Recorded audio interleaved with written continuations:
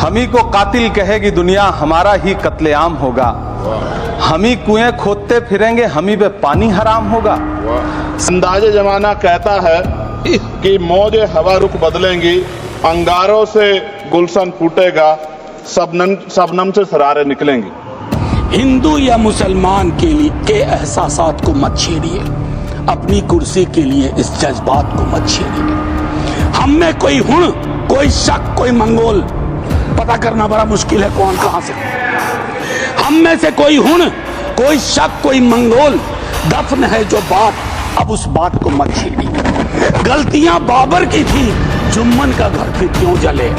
ऐसे नाजुक वक्त में हालात को मत छेड़िए। है कहां हिटलर, हलाकू जार या चंगेज खां, मिट गए सब, कौम की औकात को मत छेड़िए। छेड़िए एक जंग, छेड़िए एक जंग, मिलजुल कर गरीबी के खिलाफ। दोस्त मेरे मजहबी, नगपात को मत छेड़िए।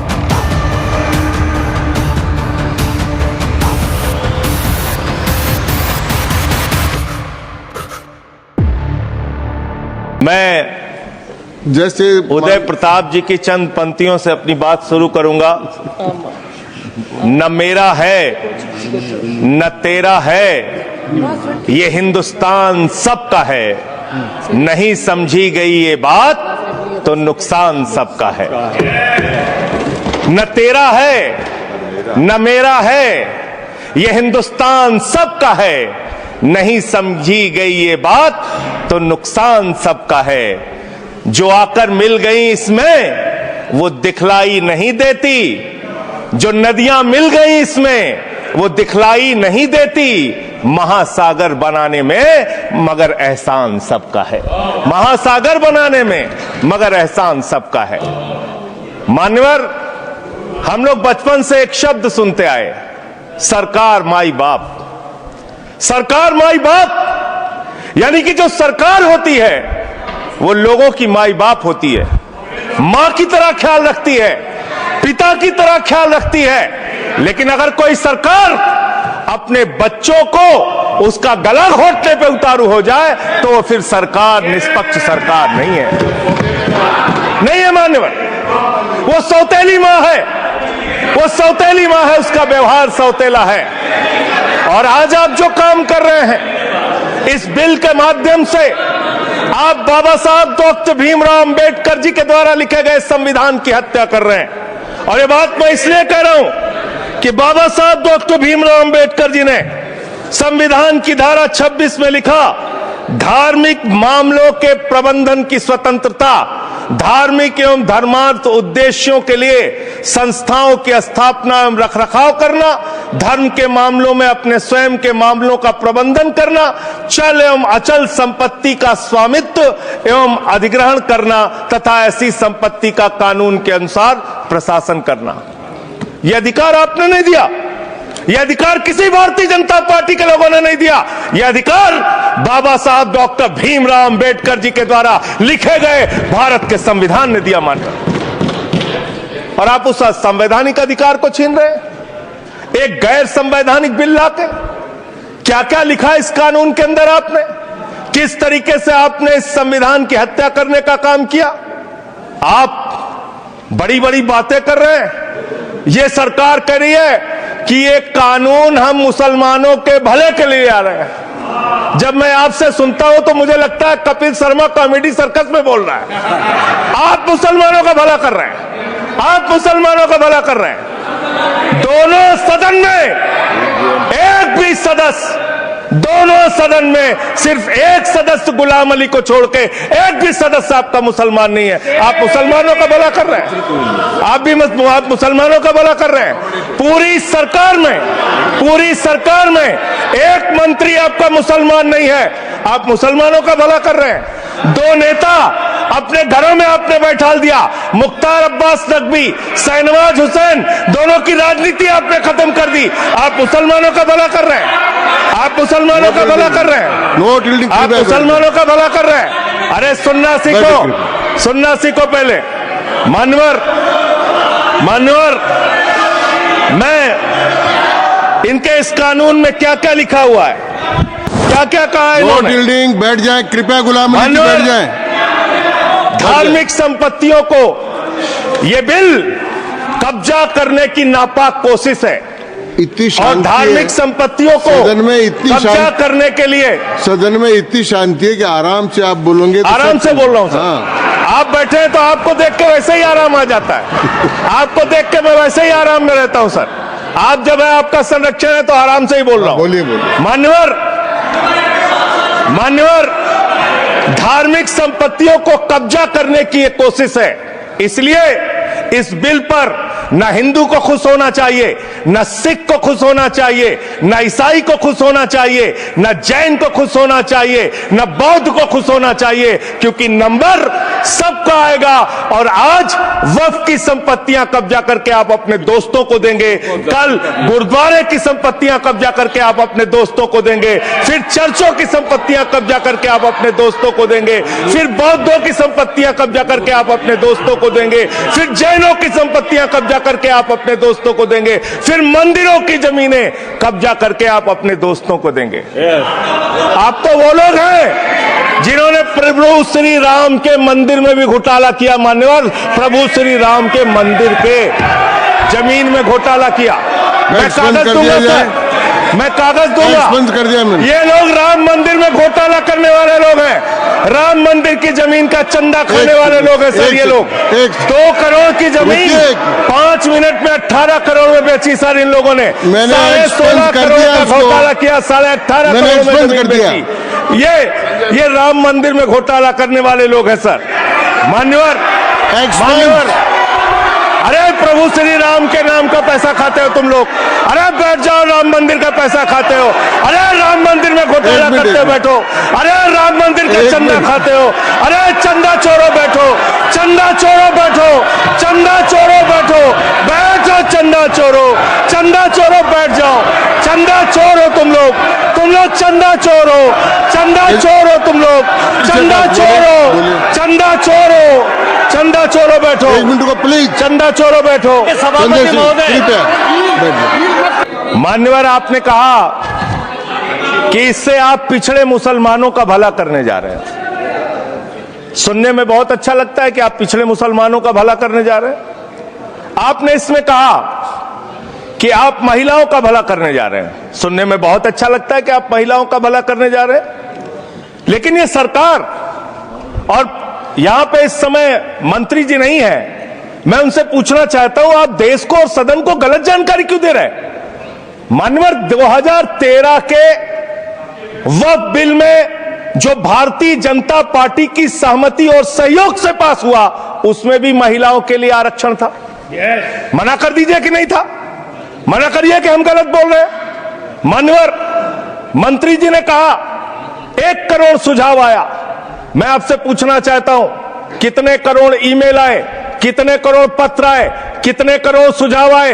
पूरे देश को जानकारी दीजिए, और मैं आपको दावे के साथ कह सकता हूं, जब पूरा सच सामने आएगा तो देश को पता चलेगा कितने लोग इस बिल के विरोध में थे, कितने लोग इस बिल के समर्थन में थे। मैं जेपीसी का सदस्य था मान्यवर, मैं कह रहा हूं आपसे लाइए। और आप पिछड़े मुसलमानों का भला करना चाहते हैं? मैं आपसे हाथ जोड़कर निवेदन करता हूं, विनती करता हूं, और हमारे जो मित्र उधर भी हैं, अगर आप मेरी बात से सहमत हैं तो समर्थन करना। समाज में छुआछूत को, बीमारी को मिटाने के लिए चलिए उठाते हैं कदम, और अगले सत्र में एक बिल लेके आइए। जितने भी हिंदुओं की कमेटियां हैं, ट्रस्ट है, बोर्ड है, उन सारे ट्रस्ट और कमेटियों में 80% आरक्षण दलित, आदिवासी और पिछड़े हिंदुओं को दीजिए। मैं समर्थन करूंगा आपका, माला पहनाऊंगा आपको। आप पिछड़ों का भला करने की बात करते हैं, आप दलितों का भला करने की बात करते हैं। आपकी मातृ संस्था आरएसएस 100 साल तक आपने एक भी दलित, पिछड़ा और आदिवासी, एक भी महिला को आज तक आरएसएस का प्रमुख नहीं बनाया। आप दलितों और पिछड़ों और आदिवासियों की आरएसएस के बारे में भला करने की बात करते हैं। माननीय, इस बिल में क्या लिखा है? आप जो भी बातें इस विधेयक के अलावा बोलेंगे, उन सब को मैं एक्सप्लेन सर, ये करूंगा। क्या उसमें सच नहीं है? क्या ये सच नहीं है? सर, मेरा टाइम रोका जाए। और सर, बिल के बारे में बात करते हैं माननीय। मंत्री जी ने कहा आज आप इस बिल को पास कर रहे हैं, आज आपका सीना चौड़ा हो रहा है, आपको लग रहा है एक धर्म के अधिकार को आप छीन रहे हैं। नहीं, कल को आप सभी धर्मों की धार्मिक संपत्तियां छीन के आप अपने दोस्तों का देने का काम करेंगे। मैं फिर इसको दोहरा रहा हूं और फिर इसको कह रहा हूं कि आप ये करेंगे, धार्मिक संपत्तियों के कब्जा करने का काम करेंगे। और किसी गलतफहमी में मत रहिए। आपको लोकसभा के चुनाव में मात्र 36% वोट मिला है। इस देश की 64% आबादी आज भी आपके खिलाफ है, आज भी आपके खिलाफ खड़ी है। किसी गलतफहमी में मत रहिए। बड़ी बड़ी सत्ता उखड़ गई और चली गई। मान्यवर, आपने इसमें लिखा बिल के अंदर कि वक्फ कमेटी के अंदर गैर मुसलमान इसका सदस्य बन सकता है। आप क्या गुरुद्वारा कमेटी के अंदर गैर सिख को मेंबर बना सकते हैं? क्या ईसाई कमेटी के अंदर गैर ईसाई को सदस्य बना सकते हैं? क्या बौद्धों की कमेटी के अंदर गैर बौद्ध को, क्या जैनों की कमेटी के अंदर गैर जैन को आप मेंबर बना सकते हैं? और इतना ही नहीं, क्या आप हिंदुओं के ट्रस्ट में, मंदिर के ट्रस्ट में आप क्या गैर हिंदू को मेंबर बना सकते हैं? नहीं बना सकते, नहीं बना सकते। आप एक झूठ फैला रहे हैं देश भर में, देश भर में झूठ फैला रहे हैं। आप कह रहे हैं ये मैं पढ़ रहा हूं राम मंदिर का, सर, राम मंदिर ट्रस्ट। झूठ शब्द असंसिद्धि है, जो असंसिद्धि शब्द उनको निकाल दीजिए। सत्य से परे, सत्य से परे। 2009 में आपने अपना घोषणा पत्र जारी किया था, मैनिफेस्टो। ये मैनिफेस्टो आपका लेके आया हूं, ये तो आपका डॉक्यूमेंट है, मेरे घर नहीं बना। इस मैनिफेस्टो में लिखा है इन्होंने कि 2009 के मैनिफेस्टो में लिखा है कि वक्फ की जमीनों पर जो अवैध कब्जे हुए हैं, के.आर. रहमान की कमेटी की रिपोर्ट के हिसाब से हम मुस्लिम धर्म गुरुओं के साथ बातचीत करके उसको खाली कराने का काम करेंगे। कितना दोहरा चरित्र है आपका।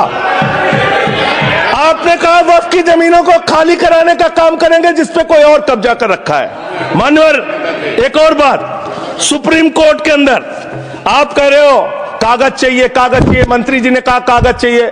मंत्री जी, आपको कागज की बहुत जरूरत होती है, कागज आपको चाहिए।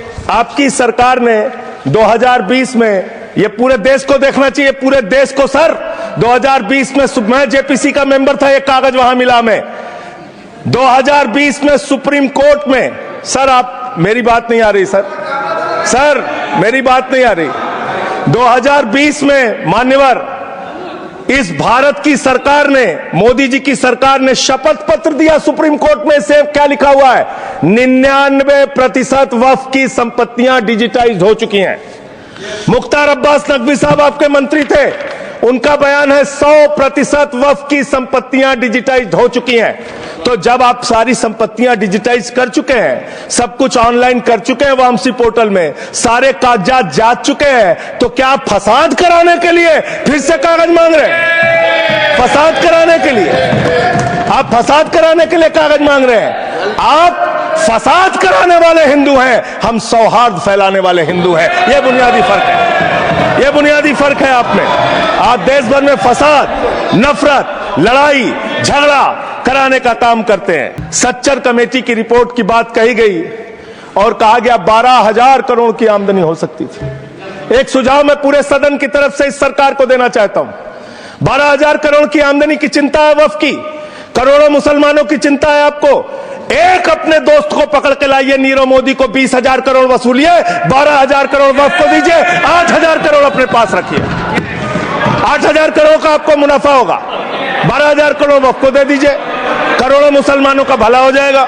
मान्यवर, अंतिम बात कह के आपने कहा सच्चर कमेटी की रिपोर्ट से 12,000 करोड़ की आमदनी की बात कही गई है। अर्ध सत्य मत बोलिए, पूरा सत्य बोला कीजिए। सुविधाजनक सत्य मत बोलिए, पूरा सच बोला कीजिए। मंत्री जी, इसमें लिखा हुआ है सच्चर कमेटी की रिपोर्ट में कि भारत की सरकार ने, राज्यों की सरकार ने अलग अलग राज्यों में, अलग अलग जगहों पे 365 वक्फ की संपत्तियां कब्जा कर रखी हैं। आप उसके बारे में नहीं बताते, आप अर्ध सत्य बोलते हैं। मैं तो जेपीसी का मेंबर रहा हूं, मुझे सब पता है।